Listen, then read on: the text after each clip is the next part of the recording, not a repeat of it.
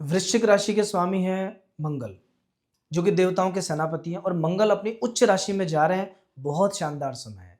आपका समय बदलने वाला है, बहुत कुछ अच्छा आपके साथ होने वाला है। हालाँकि पिछले दिनों वृश्चिक राशि के लोग बड़े पीड़ित थे, बहुत परेशान थे, एक नहीं कई परेशानियों से। क्यों थे? क्योंकि वृश्चिक राशि के लिए एक तो बृहस्पति 8th हाउस में गोचर कर रहे हैं, दूसरा राहु 4th हाउस में गोचर कर रहे हैं।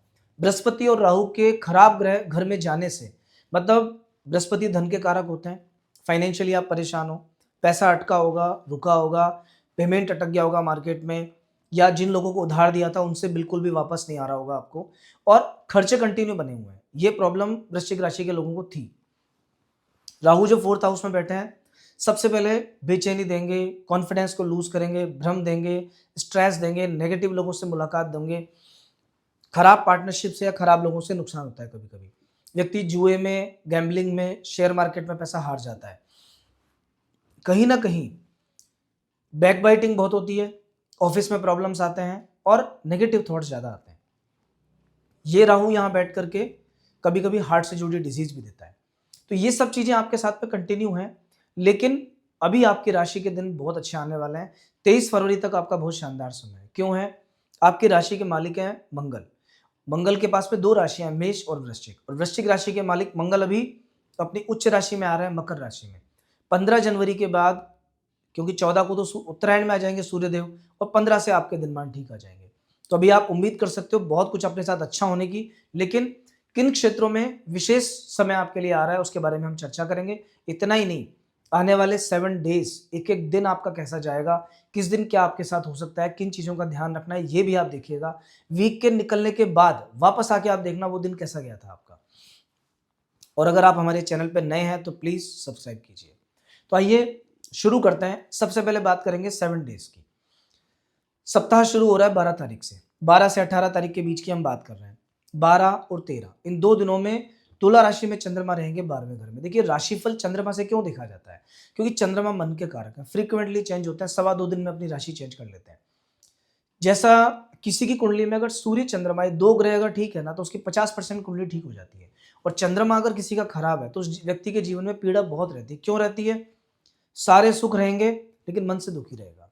जब तक वो व्यक्ति चंद्रमा का उपाय नहीं करेगा वो जिंदगी में दुखी रहेगा। और आप देख लेना, आपके सराउंडिंग में, आपके फैमिली में अगर किसी की कुंडली में चंद्रमा और केतु साथ है, मतलब चंद्र ग्रहण योग है, शनि और चंद्रमा 4th हाउस में साथ है, मतलब विश्व योग सुख के घर में बनता है, या फिर 12वें घर में शनि चंद्रमा का या 8वें घर में शनि चंद्रमा का योग है, अमावस का जन्म है, सूर्य और चंद्रमा साथ है, उस व्यक्ति को पीड़ा रहेगी रहेगी। वो आपके कोई भी रिश्तेदार हों, कोई भी फैमिली मेंबर हों, आप बिना देखे कह सकते हो कि भैया आप बहुत चिंतित रहते हो, बहुत परेशान रहते हो। एक परेशानी जाती है, दूसरी आ जाती है। इसलिए चंद्रमा बहुत महत्वपूर्ण ग्रह है। चंद्रमा का उपाय व्यक्ति को सबसे पहले करना चाहिए। तो इसीलिए चंद्रमा से हम राशिफल भी देखते हैं। तो 2 दिन के लिए चंद्रमा आपको खराब आएगा, 12 तारीख और 13 तारीख। इन 2 दिनों में जब चंद्रमा खराब आएगा तो क्या होगा? चंद्रमा मन के कारक है, थोड़ा-सा एनर्जी लेवल डाउन कर देंगे, डिसीजन लेने में दिक्कत आएगी, थोड़ा फ़ियर मन में हो सकता है, बात-बात में झगड़ा हो सकता है, एंग्जायटी हो सकती है, बेचैनी हो सकती है। और अगर आप चंद्रमा के पास में सर्दी से जुड़ी सारी बीमारियाँ हैं, लंग्स का जो एरिया है ये चंद्रमा के पास है, तो लंग्स में इन्फेक्शन होने का डर हो सकता है, सर्दी, खाँसी, जुकाम, कफ, कोल्ड बढ़ सकता है।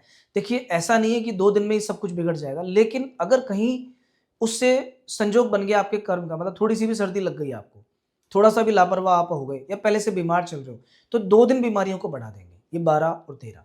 इन 2 दिनों में सावधानी रखना। ऑलरेडी हमने लिखा हुआ है खराब दिनों में 12, 13 और 18। इसके बाद बात करते हैं 14 और 15 तारीख की। 14 एंड 15 इन 2 दिनों में लग्न में चंद्रमा है। प्रथम भाव में चंद्रमा का आगमन बहुत बढ़िया होता है, और वैसे भी भाग्येश का लग्न में जाना एक प्रकार का राजयोग होता है। इस दिन क्या होगा?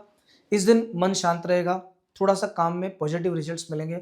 जिस काम में हाथ डालोगे रिजल्ट अच्छा निकल के आएगा। आप ये मान सकते हो कि ये दिन कामकाज करने के हिसाब से अच्छा है। इस दिन चंद्रमा की एनर्जी आपको मिल रही है। आगे 16, 17 और 18 इन 3 दिनों में सेकंड हाउस में चंद्रमा है, धन के स्थान में चंद्रमा धन देते हैं। 16 तारीख का दिन बढ़िया है क्योंकि क्षीण चंद्रमा फिर भी नहीं है, उतना फर्क नहीं है। अमावस का जब एकदम पीक टाइम होता है ना, उस दिन दिक्कत ज़्यादा रहती है। सूर्य चंद्रमा जब साथ होते हैं तब अमावस का योग बनता है। राशि के हिसाब से साथ है, बट डिग्री वाइज थोड़ा सा डिफरेंस है। 18 18 तारीख का दिन सावधानी से निकालिएगा। 17 से ही प्रॉब्लम आना शुरू हो सकती है। 18 में बहुत टेंशन, स्ट्रेस, नेगेटिव थॉट्स ये फिर से आपको आ सकते हैं। और अमावस का दिन है, तो वैसे भी कोई नए काम की शुरुआत तो बिल्कुल नहीं करनी चाहिए। तो यहाँ जो मैंने आपको लिखा है 12, 13 और 18, कोई भी नया काम आप शुरू कर रहे हो, शुभारंभ कर रहे हो, तो भूल कर भी इन 3 दिनों में बिल्कुल मत करना। तो दोस्तों, ये आपके 7 डेज का जो एनर्जी लेवल है, क्या अच्छा क्या बुरा है वो आपको बताया। अब जो महत्वपूर्ण परिवर्तन होने जा रहे हैं, सूर्य का चेंज, मंगल का चेंज, बुध का चेंज और शुक्र का चेंज, इससे आपको क्या मिलने वाला है उस पर चर्चा करते हैं। वृश्चिक राशि है, सबसे पहले ग्रह चेंज होंगे आपके सूर्य। सूर्य आपकी कुंडली में दशम भाव के कारक हैं, कर्म भाव के मालिक हैं। कर्म भाव के मालिक थर्ड हाउस में आ जाएंगे। दो तरह से इस चेंज को देखेंगे। पहली बात तो देखिए, तीसरा घर जो होता है ना, यहाँ पाप ग्रहों का जाना बढ़िया होता है। सूर्य तीसरे घर में क्या करते हैं, व्यक्ति को कॉन्फिडेंस देते हैं, उसकी ताकत बढ़ाते हैं, लोगों से सहयोग बढ़ाते हैं, वो मेहनत करने के लिए अग्रसर होता है, एनर्जी लेवल उसका हाई हो जाता है। जो भी टारगेट सामने दिखेगा वो सोचेगा मैं बस अचीव कर लूँ उसको, मैं काम कर लूँ। सूर्य उस दृष्टिकोण से बढ़िया है, पिता से सहयोग मिलेगा, सब कुछ बढ़िया रहेगा। लेकिन एक चीज थोड़ी गड़बड़ हुई है। क्या गड़बड़ है? जब हम भावात भावम के सिद्धांत को देखेंगे तो क्या होगा कि सूर्य अपनी राशि से छठे घर में आ गए, 1, 2, 3, 4, 5 और 6। ज्योतिष कहता है कि जब भी कोई ग्रह अपने भाव से छठे, आठवें, 12वें में चले जाए, उस भाव के फलों में कमी करता है। तो ये 10th हाउस से 6th हाउस है, मतलब थोड़ा सा नौकरी में प्रॉब्लम्स आ सकती हैं। जो आपके बॉस हैं उनसे हो सकता है कि 14 जनवरी से 14 फरवरी के बीच में थोड़ा सा विचार नहीं मिले, कोई प्रमोशंस में थोड़ी सी ऑब्स्टिकल्स आए, आपको काम थोड़ा सा मुश्किल हो जाए। और सूर्य सम्मान के भी कारक हैं, मान सम्मान को हानि पहुंचाने की कोशिश हो, लोग बैक बाइटिंग करें आपके अगेंस्ट, तो आपको ध्यान रखना है। यह है सूर्य का परिवर्तन। सूर्य के बाद में नेक्स्ट आते हैं मंगल का चेंज, क्योंकि 14 तारीख को सूर्य चेंज है, 15 तारीख को मंगल चेंज है। मंगल वृश्चिक राशि के लिए बहुत महत्वपूर्ण है। क्यों महत्वपूर्ण है? दो घर इनके पास में, first house and 6th house. आपके पहले घर से मंगल चले गए थर्ड हाउस में। लग्नेश का तृतीय भाव में जाना ये बहुत अच्छा योग बनाता है। और ऐसा व्यक्ति अपनी अपनी मेहनत से, अपने पराक्रम से, क्योंकि तीसरा घर पराक्रम का है, वो अपनी मेहनत और पराक्रम से आगे बढ़ता है। वो ऐसी मेहनत करता है कि उसे सफलता मिलती मिलती है। तो कहीं ना कहीं लग्नेश का थर्ड में जाना बढ़िया है। आपकी मेहनत बढ़ने वाली है, आलस्य छूट जाएगा, टाइम टेबल फॉलो होगा, नए टारगेट्स आप बनाओगे, अचीव करने के लिए प्रयास करोगे। दिक्कत कहाँ है? दिक्कत षष्ठेश का थर्ड में जाना। देखिए 6, 8, 6 और 8 और 12, ये तीन घर जो होते हैं थोड़े से खराब होते हैं। षष्ठेश जब थर्ड हाउस में जाएंगे तो ये क्या करेंगे? छोटे भाई को रोग दे सकते हैं, ऋण दे सकते हैं, शत्रु बाधा दे सकते हैं। छोटे भाई का ध्यान स्पेशल रखना। हालांकि षष्ठेश का थर्ड में जाना ये पराक्रम तो बढ़ाता है, लेकिन भाइयों के लिए नुकसानदायक है, भाई बहनों के लिए खराब है। तो जो भी उम्र में आपसे छोटे हैं उनका ध्यान थोड़ा सा आपको रखना पड़ेगा।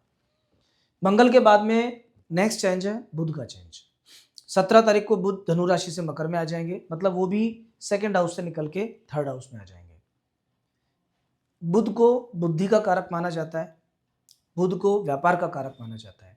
बुध का तीसरे घर में गोचर कैसा रहेगा? क्योंकि जब काल पुरुष की कुंडली को आप देखोगे तो थर्ड हाउस में बुध का मतलब मिथुन राशि में बुध, और काल पुरुष की कुंडली में तीसरे घर के बुध को बढ़िया माना जाता है। और थर्ड हाउस में बुध बहुत अच्छे होते हैं। यहाँ पे क्या करते हैं? व्यक्ति की बुद्धि और चातुर्य बढ़ाते हैं, एनालिसिस करने की क्षमता बढ़ती है। अकाउंटेंसी का जो काम करते हैं वो लोगों के लिए बहुत अच्छा टाइम है। कोई भी ऐसा काम है आपका जहाँ रिसर्च एंड एनालिसिस का वर्क होता है, उन लोगों के लिए बहुत अच्छा समय है। स्टूडेंट्स को विशेष फायदा होने वाला है, व्यापारियों को विशेष फायदा होने वाला है। अभी वृश्चिक राशि के व्यक्तियों के लिए बुध के पास दो डिपार्टमेंट है। सबसे पहला 8th house and 11th house. 11वां घर होता है इनकम का, सोर्स ऑफ इनकम का, और 11वें घर का मालिक थर्ड हाउस में चला गया, मतलब अपने घर से पंचम भाव में चला गया। 1, 2, 3, 4 और 5, नवम और पंचम, इन भावों में जब कोई ग्रह चले जाता है और दशम, तो वो अपने रिजल्ट्स को बहुत पॉजिटिव बना देता है। तो यहाँ जो बुध आपके एकादशेष होकर थर्ड हाउस में गए, मतलब आपकी इनकम बढ़ने वाली है, नए दोस्त बनने वाले हैं, प्रॉफिट ज़्यादा बढ़ने वाला है, शेयर मार्केट से लाभ होने वाला है। जो इन्वेस्टमेंट आज करोगे कल आपको प्रॉफिट देने वाला है। इधर 8th हाउस के लॉर्ड अपने से 8 में चले गए। क्यों? 1, 2, 3, 4, 5, 6, 7, 8। बुध का अष्टमेश होके अपने से अष्टम में जाना आयु की हानि करता है। आयु की हानि का मतलब ऐसा नहीं है कि कुछ होने वाला है, ऐसा नहीं है, लेकिन कहीं ना कहीं ऑब्स्टिकल्स बढ़ने वाले हैं। अष्टम भाव बाधाओं का घर होता है, ये आपके जीवन में बाधाएं बढ़ा सकता है। थोड़ी थोड़ी ऑब्स्टिकल्स आपको आएगी, चलते काम में रुकावट महसूस होगी बुधवार के दिन। मतलब ऐसा लगेगा जैसे अचानक से कोई काम चल रहा था, बुधवार आया और वो ब्रेक लग गए उसके, जो स्पीड से कोई काम चल रहा था, कोई रियल एस्टेट में आप काम कर रहे थे और लग रहा था बात फाइनल होने वाली, बुधवार आते ही अटक गया। तो वेडनेसडे का दिन सावधानी से निकालना, और बुध के पास, क्योंकि कमीशन का काम भी बुध के पास है, तो अगर आपके पास ऐसा कोई काम है, ऐसा कोई प्रोफेशन है कि जहाँ पे कमीशन से जुड़ा काम होता होगा, तो विशेष तौर पर आपको बुध का उपाय करना चाहिए। क्या उपाय करना चाहिए? बुधवार के दिन हरे मूंग और 100 ग्राम के आसपास दूर्वा घास गणेश जी को चढ़ा के आना, गणेश जी के मस्तक पे दूब रख के आना, मूंग के दाने उनके सामने अर्पित करके आ जाना, प्रार्थना करके आना, गणेश जी से बोलना कि भगवान मेरी कुंडली में बुध का अगर कोई दोष अभी चल रहा है मेरी राशि के ऊपर, उसको आप दूर करो। या फिर डेली रूटीन में आप गणेश चालीसा पढ़ सकते हो। घर से जब भी निकलते हो तो ओम गम गणपतये नमः या फिर श्री गणेशाय नमः, इस मंत्र को बोल के उसके बाद घर से बाहर निकलो। बुध की नेगेटिव एनर्जी आपको परेशान नहीं करेगी। बुधवार के दिन ग्रीन कलर के कपड़े पहनना स्टार्ट करो, वस्त्रों का बहुत इफेक्ट होता है। अगर कोई व्यक्ति डेज के अकॉर्डिंग कपड़े पहनना स्टार्ट कर दे तो मैंने देखा उसकी सक्सेस बढ़ जाती है।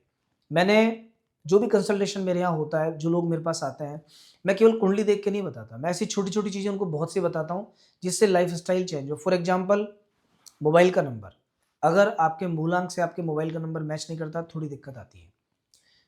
अगर आपका कलर कॉम्बिनेशन सही है, मतलब अगर आप शनिवार के दिन ब्लू या ब्लैक पहन के जा रहे हो तो बढ़िया, लेकिन अगर आप रेड पहन गए तो काम बिगड़ने के चांस ज़्यादा है। तो ऐसी छोटी छोटी चीज़ें जो डे टू डे लाइफ में हमें फॉलो करनी चाहिए, ध्यान रखना चाहिए, वो चीज़ों के बारे में भी साथ में डिस्कस किया जाता है, जिससे प्रॉपर गाइडेंस व्यक्ति को मिलता है। बुध के बाद हम नेक्स्ट बात करते हैं शुक्र की, क्योंकि शुक्र इस वीक की शुरुआत में ही चेंज हो जाएगा 12 तारीख को। शुक्र आपकी कुंडली में 2 ग्रहों को रिप्रेजेंट करता है, 7th हाउस को और 12th हाउस को, 7वां घर और 12वां घर आपकी राशि के अनुसार।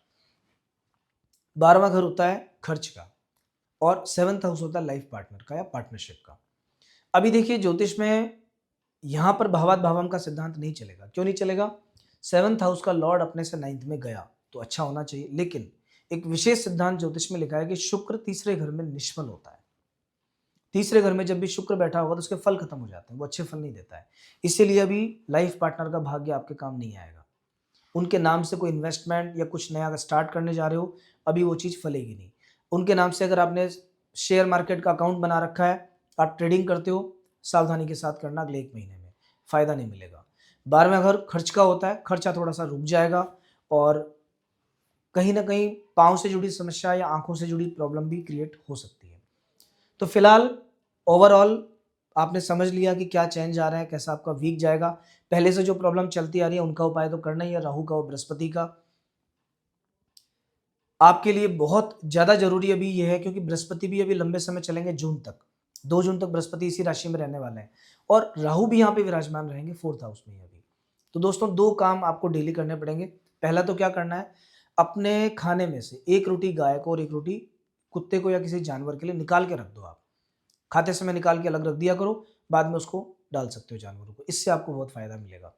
अगर आपके घर के आसपास कहीं मछलियों को आटा डालने की व्यवस्था है, मछलियों को आटा डालना स्टार्ट कर दो।